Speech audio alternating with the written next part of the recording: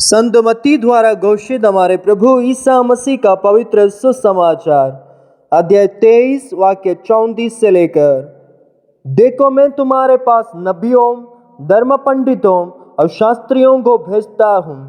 तुम उनमें से कितनों को मार डालोगे और क्रूस पर चढ़ाओगे, कितने को अपने सभागृहों में कोड़े लगाओगे और नगर नगर में सताते रहोगे, जिससे पृथ्वी पर धर्मात्माओं का जितना रक्त बहाया गया, धर्मी हाबिल के रक्त से लेकर बरकियस के पुत्र जकरियस के रक्त तक, जिसे तुम लोगों ने मंदिर गर्भ और वेदी के बीच मार डाला था, वह सब तुम्हारे सिर पड़े।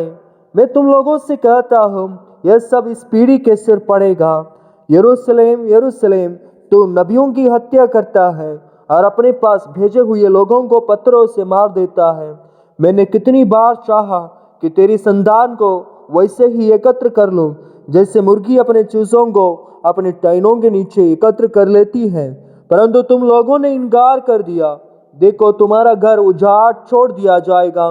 मैं तुमसे कहता हूँ, अब से तुम मुझे नहीं देखोगे जब तक तुम यह ना कहोगे, धन्य है वह जो प्रभु के नाम पर आते हैं। तुम्हें प्रिय माता पिताओं, भाइयों बहनों और बच्चों, आज हम प्रभु यीशु के उन गहरे और मार्मिक वचनों पर मनन चिंतन करते हैं। यीशु की इन पवित्र वाणी में उनका असीम प्रेम छलकता है, जो बार बार लोगों को ईश्वर की ओर बुलाता है। आज हम संत स्टीफन के पर्व भी मना रहे हैं। वे पहले शहीद थे जिन्होंने अपने जीवन से मसीह की शिक्षा को साकार किया। जब उन्हें पत्थरों से मारा जा रहा था, तब भी उन्होंने प्रभु के समान क्षमा का उदाहरण प्रस्तुत किया। उन्होंने कहा, प्रभु, इस पाप के लिए इन्हें क्षमा कर। संत स्टीफन ने यह दिखाया कि सच्चा ईसाई प्रेम केवल शब्दों में नहीं बल्कि कर्मों में प्रकट होता है।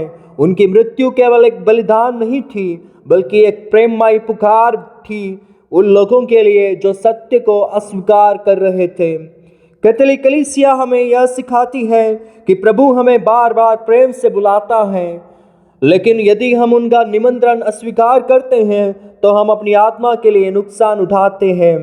कैथोलिक कलीसिया की धर्म शिक्षा CCC 1037 कहती है, ईश्वर किसी को भी नष्ट नहीं करना चाहते, बल्कि वे चाहते हैं कि हर व्यक्ति सत्य को जाने और उद्धार प्राप्त करे। संत पापा फ्रांसिस ने भी कहा है, ईश्वर का हृदय हमें हमेशा क्षमा करने के लिए तैयार रहता है। हमें केवल हृदय खोलकर उत्तर देना है। ईश्वर के निमंत्रण को हम स्वीकार करें।